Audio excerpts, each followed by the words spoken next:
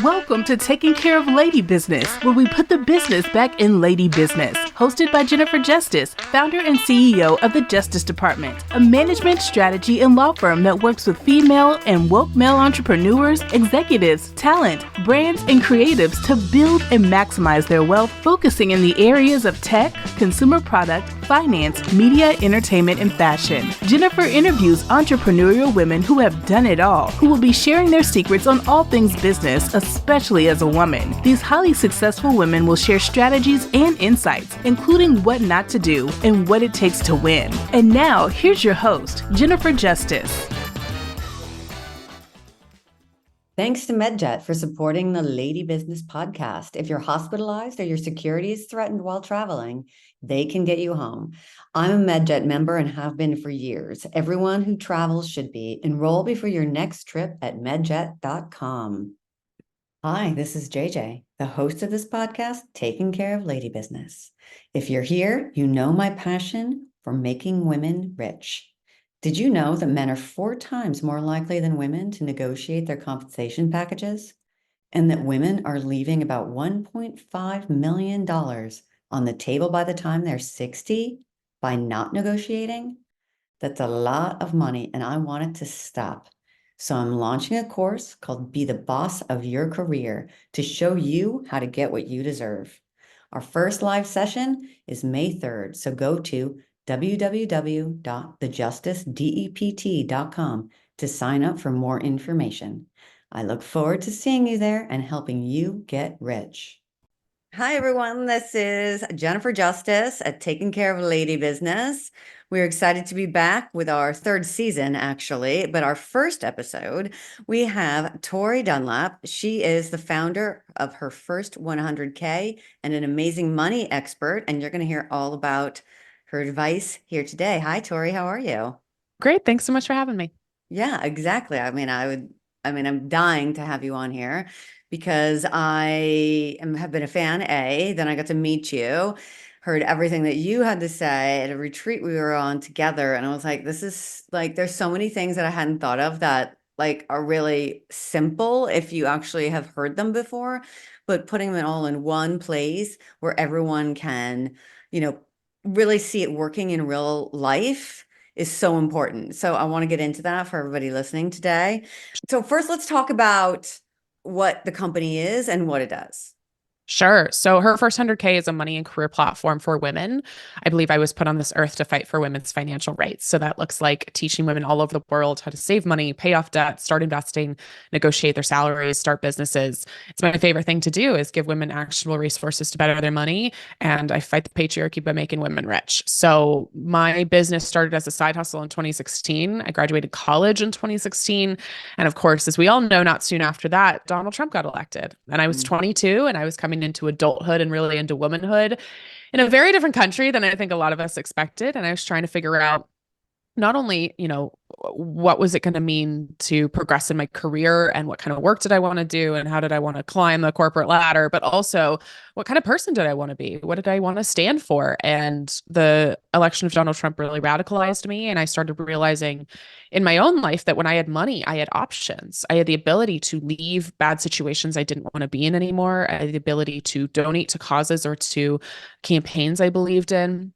I had the ability to take a vacation or to, start a business. And so I started realizing that maybe money was the answer, not only to my own, freedom and my own flexibility, but also for all women. And then I was the friend all of my friends were coming to for advice and guidance about money. And the pieces started coming together. I don't think we have any sort of equality for any marginalized group until we have financial equality. And so through my work as a side hustle, it was building, again, these resources, but also, me talking to women every day about money and coaching them through it. So in 2019, I kind of rebranded to her first 100K, and part of that journey was me saving $100,000 at age 25. I successfully achieved that goal, went to Europe to celebrate, got the call for Good Morning America in a pub in London, came home, did the interview, and quit my job 3 weeks later. And the rest has just been crazy since then. We have over 4 million social media followers. We have a New York Times bestselling book called Financial Feminist. We have the #1 money podcast for women in the world, also called Financial Feminist, and we change women's lives every day. And it's my fucking favorite thing. It's just watching not only women's financial lives change, but not only their entire life, but their confidence changes. Like Mm-hmm. we get messages now every 5 minutes from women, somewhere in the world saying, oh, I saved my first $1,000, or I paid off my student loans, or I negotiated 25% more in my salary. And always the second line is something like, and I feel so much more confident in every aspect of my life now. And like, that's the feeling I want for every single woman. That is me. There's so much to unpack there. And like starting with, obviously we have the same goal, make women rich, Right. and we've always heard our whole life, money doesn't bring happiness. Money doesn't bring happiness. Well, not Oh, that's having bullshit. it makes you fucking miserable. Oh yeah. Money Miserable, can't because buy it's you all you can think happiness. of. Yeah. Totally. It is a myth. And I actually talk about that in the first chapter of my book. A lot of the like narratives or the myths you're believing about money. And one of them is money can't buy you happiness. And of course, on its face, it's true, right? If you're wildly depressed, going out and buying a Ferrari is not going to actually help you. But like money can buy you options and choices. And I would argue that's happiness, and also safety Yeah. and stability and, flexibility. And so I think that that's one of the lies that's fed to women as a way for us to avoid pursuing wealth. Because again, when we have wealth, not only do we have options, but we're uncontrollable. Like the Yeah. patriarchy can no longer control women who have money, and it Yeah. makes them scared. So once they realize, oh shit, you might not be controllable anymore, it starts feeding you these narratives like money can't buy you happiness. Talking about money is gauche. You shouldn't do it. The pursuit of Mhm. money is immoral. It's what I hear all the time, right? It's like, you wanting money is greedy. No, it's not. Like me wanting options is not greedy. Me wanting better for myself and my community is not greedy or wrong. We worship men with money, but the moment a woman has the audacity to ask for a higher salary, or, work to become debt free, or to just start accumulating wealth, that's the moment the patriarchy gets scared, because it realizes, oh shit, she's no longer controllable. Mhm. So these are all narratives, I think, that are so damaging. And my not so conspiracy theory is like, those narratives are perpetuated on purpose. We get Yeah. fed them for a reason. That is like, so speaking my language again, and it is the whole gist of everything that we stand for as well. And so I love all of that, and all those narratives and the false narratives and the limiting beliefs, and you feed into it over and over again. And but a lot of times, and it was for me, it took me a long time to understand that I had the freedom to even ask myself what I wanted to do for a living, or that I could have the audacity to, have a career with purpose or passion, and you're doing this right out of college. In my generation, I'm Gen X, right? So, it's like we were just lucky to be in a room, as far as like women are Right. concerned. We were just happy to be there. And, so many of my peers now, we all have this same mission and vision of like, helping women and, equality, financial equality, et cetera, and agency over ourselves, our bodies, et cetera. So how did you do that at such a young age? I mean, how did you have that audacity? Well, I appreciate that. I mean, it was not always like that. One, I think there's one thing, and I actually just got a new therapist recently, and I always love going to therapist's office for the first time and being like, I'm going to come to you with a lot of stuff that I got going on, but one issue I never have is self-worth. Like, I Mhm. have always known that I am worthy of opportunity and worthy of love and worthy of good things. So that's one thing. I think the second thing is like, I had the rose-colored goggles about my corporate life, about the world. Like, yeah, I graduated college May of 2016, got my first corporate job in like July, and thought, oh my gosh. And I talk about this more in my book. Like, this is what I'm going to do is I'm going to work my way up the corporate ladder, and I'm going to have my little briefcase and my pencil skirt and my coffee, and I'm going to stomp the pavement, and I'm going to be VP of marketing by 30. And very quickly, I knew that was a fantasy, first of all, because I've never worn a pencil skirt in my life. And like, also, it was just like, it was so clear to me that, I was so ambitious and, always have been. And like, this felt like the path for me. And I think most, women in their 20s and beyond relate to that, of just like, okay, I'm going to get in and I'm going to work really hard and I'm going to do all the right things. And then I'm going to get promoted and I'm going to do, everything I want to do. And then I got into my first corporate job and realized this is fucking hell.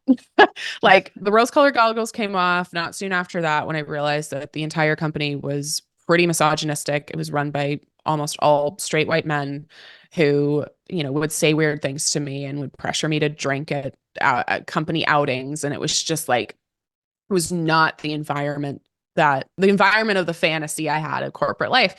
And so that was the moment. It took a while to figure that out. But then once I figured it out, I was like, oh, I don't like making someone I don't respect rich.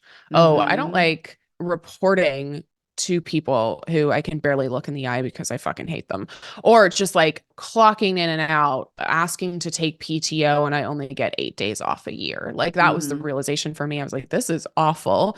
This is not what I want. I saw my female friends, especially female friends of color, getting passed over for opportunities and for promotions. And I was just like, okay, this isn't it.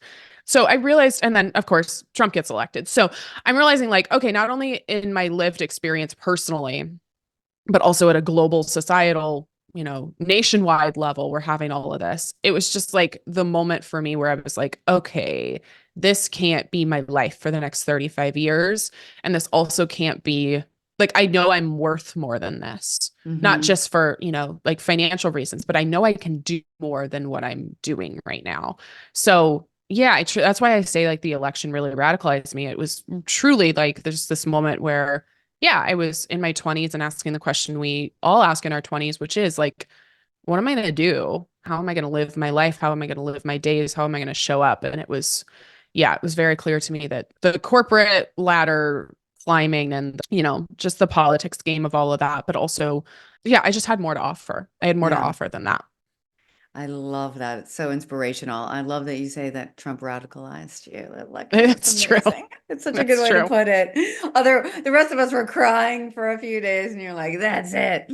Well, no, but it took me a while. It wasn't like an immediate thing. And again, I was really young, and I was, it was just this moment where I was like, it took a couple years to figure out exactly how that looked, but one of my biggest pieces of advice for entrepreneurs or want to be entrepreneurs is like, there is this moment where you're like, oh, I think I want to start a business, but I can't do it until it's perfect. Like I can't do it till I have the logo and the website and the brand colors and know exactly what I want to say. And like the blog I started in 2016 is not what her first 100K is now. But the only reason I figured out what her first 100K is by doing it, like by launching it, by having conversations, by figuring out what I was passionate about and what I was good at. And I couldn't have figured that out if I just twiddled my thumbs and was like, well, I don't have everything I need to start a business yet. It's like, I didn't know in 2016 that I was going to talk about money. That wasn't the original. It was like a blog for 20 something women. Like it was like very Tumblr era, like blog in 2016. And like, that was what I was doing for a while. And then I realized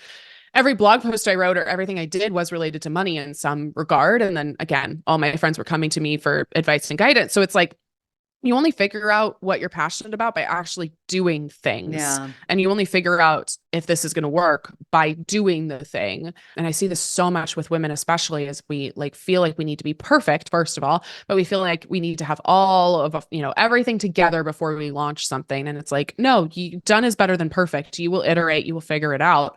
But yeah, for me, like I didn't know immediately that personal finance was going to be the thing I discussed. Like I make a joke, if you would have told me graduating college that this is what I would do. I have degrees in organizational communication and theater. Like this was not part of the plan, but it was the thing that I found because I was actively pursuing something as opposed to just saying, okay, well, I don't have everything I need to be able to launch this correctly. So the first thing you did was you're doing the blog and then saving the first 100K, and you're talking about that journey. Yep. Talking about the journey. I was for the first couple of years just blogging about, travel and blogging about my career. And it was very clear, like, okay, well, when we talk about career, we're really talking about money. And when I would write a travel blog, it was about all the ways I saved money, the cheap flight I found, me negotiating my rental car, like all of that. So it started being clear to me, like, oh, this is the thing I'm passionate about. And then it was the thing people were turning to me for. So yeah, in 2019, when we rebranded to her first 100K, it was, the Batman origin story for me was me saving 100K at 25 and the pursuit of that goal. And so a lot of the press we got in 2019 and even beyond was, this 24 or 25-year-old is attempting to save 100K. And so that was a moment where, it kind of made sense from a brand standpoint, but also was the thing that, people were looking to me for was like, not only how was I doing it personally, but like what was my expertise to be able to teach them how to save money, how to pay off their debt, how to, use a Roth IRA to invest. So yeah, because nobody's really asking the men who have no degrees in it how they did it, right? Or what kind of, education they have or experience behind it. But if you do it on your own, that's the question that you get asked all the time. It is, but I will say it's only from men named Steve in their 50s who don't understand like why and how I'm doing that. No, like truly, it's like Steve or Scott or Adam or Brad. No, but it's always like, yeah, men just are confused a lot about what we do. And then, that's a whole other conversation, but we change women's lives every day. I am extremely credible and have the clout to prove that what we have to say is impactful. They just define credibility, I think, in different ways, which is funny to me.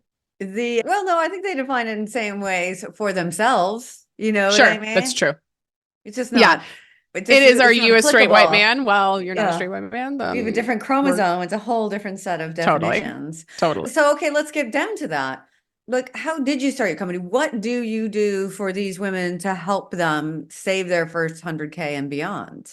Yeah. So when I first started in like 2018, 2019, it was literally money coaching. It was sitting down. I live in Seattle. It was like a Starbucks in Seattle. And I would sit down with them, typically in person, and like coach them about money. They would bring their financial situation to me and their questions, and I would counsel them through that. This worked for a couple of reasons. One, it ended up being like a word of mouth thing because, if they came to me and it was successful, which it pretty much always was, they would go to somebody else and tell them about it, tell their friends about it. And still now I'm actually really good friends with some of the first people I ever money coached. And it's very, very funny to think about. So we started, doing that, but it was also a way for me of building my own confidence, but also my own like curriculum of me being able to understand, okay, when I explain budgeting this way, I can see in person, or at least over, like a Zoom call, that immediate, oh, got it, like the aha moment connection. So that allowed me to start building my own confidence as an educator and the curriculum that I taught. So we went from coaching to from like a smaller people and to know like what people are resonating with, right? Right, exactly. Like literally seeing, right, this makes sense. The way I approach this makes sense. This metaphor I use makes sense. And it also was like, oh, I'm good at this. Okay. Like I can see people making changes. This is great. So the coaching quickly became unreasonable in terms of like meeting with people one-on-one, multiple times a day. So then it became a workshop, and it was, virtual, which is like, okay, I'm going to take the 95% of what that conversation is between me and somebody else and turn it into a workshop, because it was almost always the same. It was the same 10 questions. And so turning that into a workshop meant, okay, I can have 200 people online and I can teach this material, to 200 people for 1 hour, as opposed to, of course, trying to do that one-on-one. And then after that, that became a course. And so through that, it was kind of like, okay, here's the curriculum changing. And then from that course actually became a huge chunk of the book. So that was like one of the first ways we were making money. The second is, of course, as we were doing more money coaching and as we were doing content on places like Instagram, our Instagram following started taking off. So we would, land brand deals with, financial companies, financial institutions. And then in 2020, when we were posting on TikTok, that's where things really blew up. I think our 5th video on TikTok went viral. We gained like 70,000 followers basically in a weekend. And a lot of those came over to Instagram too. So I think at that time, I'd already been running the company. I quit in 2019 to run it full time. We had about 30,000 followers on Instagram, and we're making pretty good money just doing that. And then 2020, it was July of 2020, things really took off with TikTok. So then it was like, okay, building followers, building almost like a financial media company. So podcast launched in May of 2021. When we debuted, we were the #1 business podcast in the world. So then making money off the podcast. And so, yeah, it was just kind of a natural like momentum progression of, me first understanding what people's needs were one-on-one. And as much as people think Their situation's unique. Most people have the exact same questions about money. So being Can able you to say what a few of those are so people don't really Sh- understand? Sure. How do I pay off debt without hating my life? How do I actually save money every month? How do I put a budget together that doesn't make me want to die? Right. I think one of the biggest ones for women is like, how do I invest? Like step by step. Mm-hmm. How do I not only open up an investing account, but when I get way too overwhelmed, what do I do next? Because all of these platforms, which is why we actually built our own, we have an investing platform that I co-created called Treasury, where literally you can not only come to learn about how to invest on the stock market, but we've actually built technology where you can invest, because all of the rest of these platforms, like a Fidelity or a Vanguard or a Charles Schwab, you log in and you're like, I have no idea what the fuck any of this means. And there's too many graphs and charts, and I'm so scared of making a mistake. So that's one thing that we did that, was the expansion of our brand that was, again, really serving our community. So yeah, investing is a huge one. How do I invest? What is a Roth IRA? What's the difference between a Roth IRA and a traditional IRA? And really, every question somebody asks me is a realization that, one, you were never taught this. I was privileged enough to have a financial education from my parents and just thought that was the norm, right? And then went to That's great. college, So they did. graduated. They Oh, yeah. massive. Yeah, it's a huge part of my work. And that's one of the Yeah. reasons why I was, able to educate people, is I had that education and had that lived experience. Most Mhm. people don't. So no one ever teaches you this. And the second thing is, if you do encounter some sort of financial advice, it's either extremely broy, right? It's like the Brads and the Chads and the finance bros who are all in Talking about dry Patagonia vests. powder. Totally, right? Or it's like Dave Ramsey basically telling you that everything's your fault and that racism and sexism and ableism and homophobia don't exist, and that the reason you're not rich is because you buy too many lattes.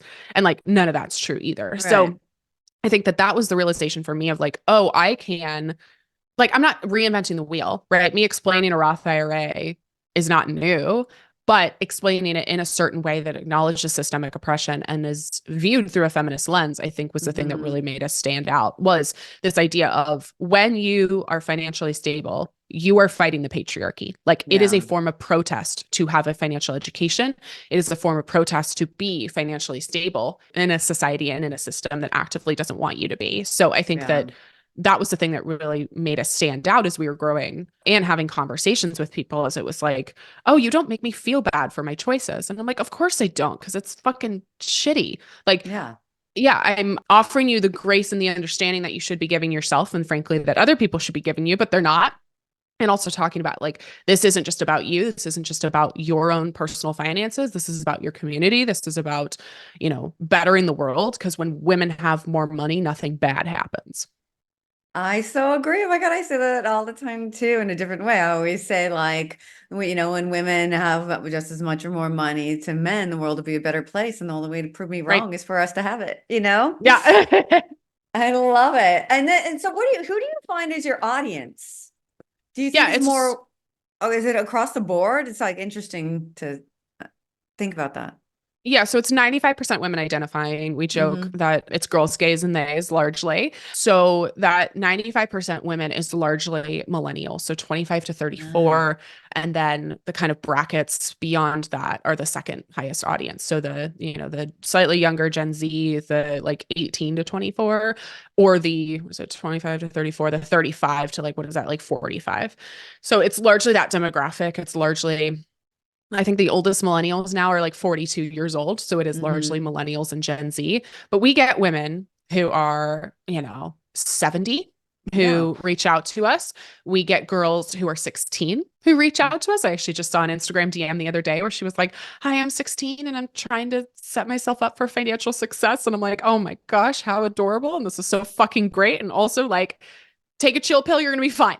So I think that, yeah, truly our advice, is applicable to any person of any gender. That's a question we get a lot too, is, can men be financial feminists? And I say, do you believe in the equality of genders? Great. Then you're a financial feminist. Like, if you believe that getting money into more marginalized groups' hands helps to impact their communities in a positive way, great, you're a financial feminist. So yeah, we have people from all walks of life, from everywhere in the world. But yeah, it's largely 95% women, and then in that like millennial or Gen Z demographic. So I want to go back a little bit to like when you quit your job and started your company. I feel like so Sure. many women stumble on this, right? And like, I don't even know the first step. I have them coming to me. It's like, I want to start a company. And it's like, you open a company. That's what you do. There's so many different entities that you can go on. You can start your company, you open a business bank account, and you do it, Right. But one of the other things is like, how do you, once you get past that, it's like, who's helping you? How do you hire? Like, what was that Yeah. process for you? Like, how did you know who to hire? Because you ultimately became a media company, and that's not what you were doing, right? Yeah, I think one of the smartest things I did was build the company as a side hustle first. So, Yeah. we really got traction in 2019, but I had been building it for 3 years prior. I started it in late 2016. So I think that that was one thing that was really helpful, was being able to test things and being able to, like, in mid 2019, I like killed our best selling product because I knew for the longevity of the business, it was going to be smarter. It was actually me stopping those workshops because I knew I needed the time to dedicate to actually like building a course that was more sustainable. So I think that, yeah, there were a lot of benefits to like being able to test and grow it organically. That's one of the things I'm actually most proud of, is other than one Saturday where we spent $20, we've never spent a dime on it with Meta. Like, we've never purchased Facebook ads. We've never run any sort of Google ads. This is all organic. So it's a 4 million social media follower business that's never done anything but organic marketing. So that was one thing that was really helpful in terms of actually like, growing the business, bringing on people. I actually brought on our first team member. It was a contractor before I was even full time, because I was realizing, oh, I don't have the bandwidth with running this 9 to 5 job to also, have somebody, or to do all of the things I need to do. And so the moment you can outsource, I would highly recommend it. And I couldn't afford somebody more than like 3 to 5 hours a week, but that person was helping me, create graphics, do social media posts, do a lot of the like admin work that I didn't have the bandwidth to do anymore. So you can start outsourcing, I think, way faster than a lot of people think they can. And you also need to let go of, and I'm saying this both to, 2019-year-old me, but also to me now, you need to let go of what your idea of perfection is and how you would do it. Because I will say that no matter who you hire, they're either going to do it differently. And especially in the early days, they're probably not going to do it as well as you might do it. But like, that's how you grow, is by offloading some of those tasks to somebody else. I think the other smart thing that we did was being, again, strategic in how we hire, not just from, okay, bringing people on even before it was full time, but also, okay, we need, this kind of person for this kind of role. Because again, I can't do it myself, or there's a bandwidth issue, or we need somebody else to help navigate this. So that was something that, I was a full-time entrepreneur in 2020. It was like, okay, looking at a high level of like, what do we want to do in the next 2 years, and what kind of support do we need in order to do that? I remember having a conversation with our COO, Karina, who you have met. And at the time that I met her, she was a friend of mine that I had met through mutual friends and a networking event. And she was looking for a job. And I remember sitting with her, this was like mid 2021. And I was like, I don't know if I need a COO, but we should talk. And the more I talked to her, the more it was so clear to me, oh, I actually really, really need you. And she was, and this is no offense to the rest of my team who's badass, but I think we would all agree that the hire of Karina was like so important, and probably the most strategic and smart hire I've ever made, because I needed somebody to handle, the kind of behind the scenes of running the business while I was out doing the razzle dazzle and speaking and hosting a podcast and doing all of that. And so like, that was one thing of like, just figuring out like, what do you need? And, I hired her, I think, right at the perfect time, before I even thought maybe I need this person. But it was very clear from talking with her that I very clearly did, or that HFK very clearly did. So yeah. And I've also made a lot of hiring mistakes. Like, it's very difficult to trust your business to somebody else. And so the rule that we now have, especially Karina and I, when we're hiring people, is really you have to check 2 boxes. Do I trust you to do your job? And do I trust you? Like those are the big two things. Are you dependable? Are you smart? Are you going to, not only work hard, but like support your other team members, right? Do I trust you to do the job that I'm hiring you to do? Do you have that expertise? But also, do I just trust you? Do I trust you as a person? Do I trust that you have integrity and that, even when things get difficult, that you are going to, be a respectful, decent person? So I think that those are the two big things we look for and were really important to us. Just at the baseline. That's really it. Do I trust you to do your job, and do I trust you?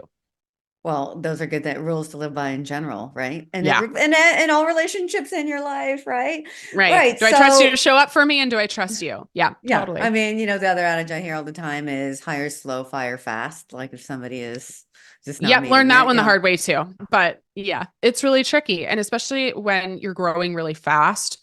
One thing that I think everybody does, so I can't tell people not to do this, but it was just like, for us, it was like, okay, we got to hire this person and this person and this person because we need all of the support.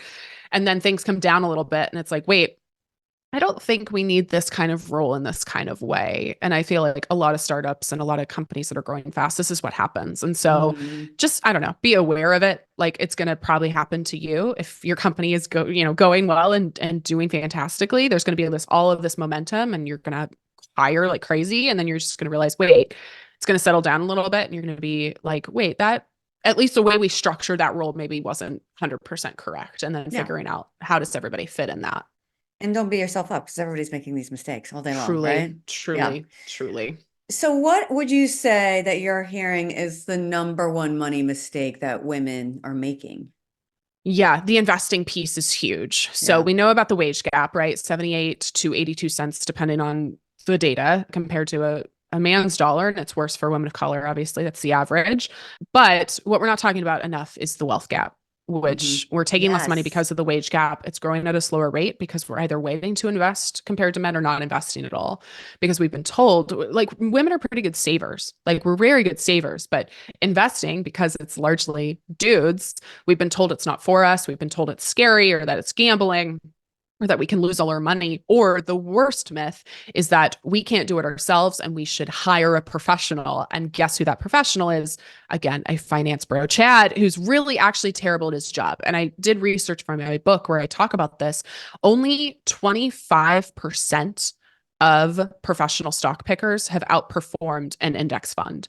And an index fund is just a diversified group of stocks, a group of companies that anybody can invest in. I'm a biggest fan of index funds. So, your average person can invest in an index fund and quote unquote, like, beat a professional stock picker 75% of the time. So like, why are we paying people who are not good at their jobs, who don't understand us, who are literally telling us and upholding a multi-billion-dollar industry, which is the finance industry, on making you feel stupid? Like, that's what's upholding it. So we need to start investing as women. And the number one investing mistake I see women make is women treating investing accounts like they're a bank account.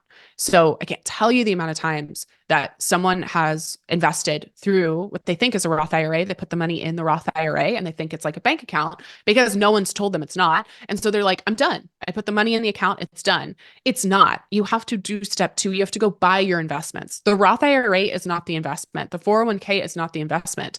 That's the account that holds the investments. So I see women literally waste thousands, hundreds of thousands, if not millions of dollars in compound interest because their money's just sitting in financial purgatory. So not only do we need to be investing, we need to make sure that we've done step 2. We need to make sure the money's not only going into the Roth IRA, but it's actually getting invested through things like index funds. And that's what we have Stock Market School, which is Treasury, which is our online platform that's teaching women how to invest, because I can't have women making these mistakes. It costs way too much. Yeah. Oh, wow. That's amazing. And I'm so glad that you have Treasury, and that's, for women to be able to learn all of these tricks, because it doesn't have to be so, like, it does not have to be like another language, right? Like, we don't have to, but that's the jargon. That's the other thing, that like, it's the gatekeeping that happens, right? Is we think it's not for us because we don't understand the language, because nobody's taught us.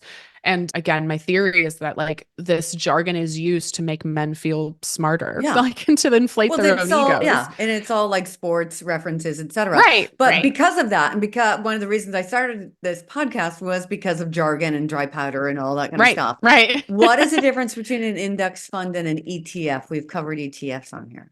Yeah, so they can be the same. An index fund can be an ETF. An ETF is an exchange traded fund. And basically the difference between something like an ETF and a mutual fund is like how you can trade it. Can you trade it when the stock market's still closed, or do you have to trade when it's open? So an index fund, simply put, is just a group of stocks. So rather than investing in just Amazon or Bumble or Johnson and Johnson or, X company here, you can invest in a bunch of different companies. So again, we talk about this more in stock market school, but like the reason index funds are so great is you're not putting all your eggs in one basket, right? Yeah. Their diversification is baked in. The second thing is that they're super low in fees. My favorite index fund is 0.03% in fees. And if you're doing that quick math, right, that's like $3 for $10,000. It's really, really low in fees compared to some of these funds that are, 0.5%, 0.75%. Now that doesn't sound like a lot, but 0.5% of $1 million is a lot of fucking money. So index funds, low fee. And the other thing is it's like they're doing that diversification for you.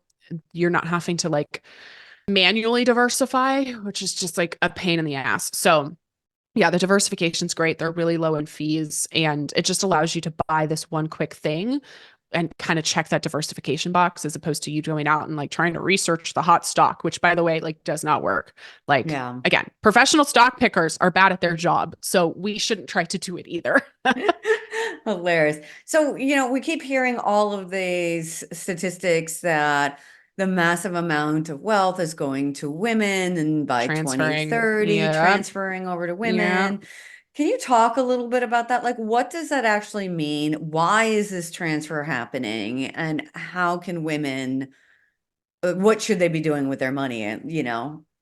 Yeah, it's actually something I'm still looking into. I'm definitely not an expert on it, but I think I've been seeing all the headlines too and all the stats about it. I mean, the biggest concern I have is that no one, again, has educationally prepared us for what this actually means. You'll appreciate this as well. I was sitting, gosh, this was like 2021, 2022. This was one of my first fancy business owner influencer dinners where I got flown out to New York, and it was a bunch of people that I followed on Instagram. And, I was sitting at this table of like all of these women who have, millions of followers who I know are making really good money. But it was a dinner about like personal finance, and it was actually co-hosted by our friend Rebecca Minkoff. And I remember sitting there at this dinner, and I was probably one of the only like finance experts there, but I was probably one of the ones who had like the biggest social followings. And I was like heartbroken realizing, and again, I didn't ask any women beyond just like the ones I was sitting next to. But statistically speaking, if we look at the general stats, if we have a room full of, I think it was about 40 women who are making millions of dollars, I just had this moment where I was like, how many of these women are going to have something to show for it in 10 years? Mm-hmm. Or who are, going to take this money, if we're talking about this, this version of a wealth transfer, going to take this money and actually know what to do with it to grow their money and to protect themselves. And I'm like, it can't be more than 20% of these women. Like, and so that's one thing where I'm just like, even if you're able to do all of the quote unquote right things, even if you are able to save money and become debt free and, make a 6 or 7 figure salary, like, what are you doing with it? Mm-hmm. Nobody taught you what to do with it. So my biggest fear with this wealth transfer is going to be, great, we have this opportunity for, women now have money, but like, is it just going to sit in a checking account? Is it just going to sit in a bank account? Is it not going to be invested? Is it not going to be, strategically managed in a way that actually grows their wealth? And so that's the thing I'm actually really nervous about is like, again, nobody's teaching us about money. Nobody teaches you how to run a business or be smart with your money. And especially at a dinner, where I was sitting next to all of these, like basically professionally hot people, right? They were like all in fashion or, they were models. And I was just like, oh, fuck, no one's going to sit down with you and teach you how to do this.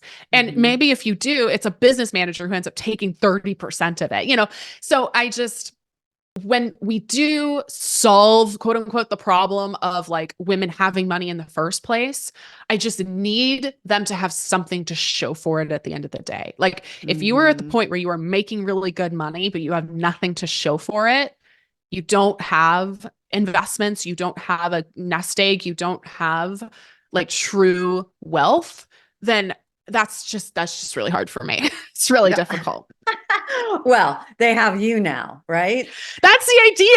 That Like they that's the have idea. you. They It's have like you for the money. They have me to show them how to make more money in their right. current jobs and in investment. And you know what? There's more and more of us by the day. There's an Every ETF day. by Hypatia that only has female CEOs Yep. in their yeah, she was on here last year, and I just saw that they had a JetBlue because Joanna's now the CEO, and like all, so there are all these ways, but slowly but surely we're chipping away at it. And what I also get concerned with, same to you about you, is don't just let us in your bank account, but also just don't give it away to philanthropy, because Thank you. most of these philanthropies were started because of white men's greed. They won't let go. And so we need to have something for, for kids or for animals or for whatever, like, for different types of, medical issues. It's like so I much talk that could be about this solved. totally. Yeah. I talk about this in the book too, of when, again, a woman is realized to be uncontrollable because she has money, the patriarchy weaponizes your altruism. Like they weaponize the giving like trait that women are conditioned to have since childhood. And so we end up taxing ourselves with charity and with donating. Now, that doesn't mean we don't donate. That doesn't mean we hoard all our money. It's just something to be aware of, that like if you reach a certain level of success, you know what the patriarchy does is they ask you, well, why aren't you donating more? Or if you really believed in this cause, you would just do it for free. The amount of comments I've gotten of like, you should just do this for free because you care about it. Yeah. No, I'm sorry.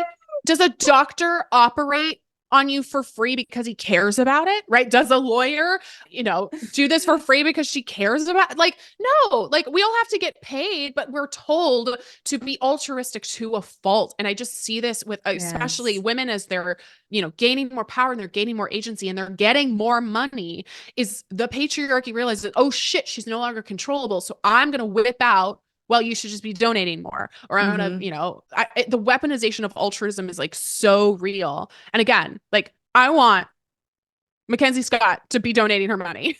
She has more money than she needs. It's great. But for people who aren't billionaires, I also just need you to be thinking about, like, you don't have to give of all of your money and of yourself because the patriarchy is demanding, again, that you play small. So yeah, that's another one where we end up taxing ourselves. Exactly. And you were asked to like donate money to a charity and like give it away. You don't know where it's going. We've all read, Anyway, I could keep you forever. You have so many nuggets and we so speak the same language. And I love that you're speaking this demographic and you're doing it 2 generations before Gen X did. And it is just so inspiring and I love it. So I got to let you go. So I have 2 more questions. So one is what is coming up with her first 100K that people can look out for? Yeah. And then do you answer that one? Oh, go ahead. The second is a question that I ask everybody at the end, and that is, what's the worst advice you've ever received? So go. Oh, okay. We truly this year, we have a bunch of stuff coming. My number one priority is taking care of myself. And that's how I'm committed to answering this question this year. We always want to talk about like the next thing. And we do have very exciting things coming up, including we're literally launching a YouTube show tomorrow. We're recording this in February. So we got stuff going on, but like, I'm trying to take a chill pill. I'm in my soft girl era. I'm trying to just like take the best care of myself possible. So Financial Feminist is always producing episodes. The book's available wherever you get your books, all of that. Worst advice I've ever gotten. I've gotten a lot of bad pieces of advice. I love my parents. One of the worst pieces of advice I got was in 2019 from them. They told me, keep your job no matter what. I quit my job and I'm making way more money and I'm way happier. And I joke and call them all the time. And I'm like, remember that advice you gave me? And even they now admit it's bad. But that's a larger conversation. Again, I talk about this in my book where we are conditioned to pick the safe choice. And I'm really thankful in many ways that my parents did, because I didn't want for anything. I had a very stable childhood and my parents are extremely financially stable, but they saw entrepreneurship as a risk. And it was something my dad always wanted to do, but didn't, because he's like, I need the 401k and I need the stable paycheck and I need the health insurance. And so, yeah, there was this moment where I remember calling them and just being like, I think it's time to quit and things are getting weird at my 9 to 5. And like, I was just on GMA and like, we have momentum. And they're like, you can't lose your job. Like, you need to have your job. And so looking back, I'm really glad I didn't listen. I've also just gotten so much bullshit advice from men. I remember at my first job, one of my male coworkers who didn't even have a full understanding of my financial situation, I was telling him about my 100K and he was like, you're saving too much money. What are you doing? And I was like, what do you mean I'm saving too much money? I was like still going out to eat. I was going traveling. I think he was just like weirdly threatened by me. And he was like, you just need to calm down, basically was the vibe. And I was like, no, I will not calm down. I'm doing fine. That was one of them. No, just a lot of advice from men that's just really stupid and bad. Like, do you have all day?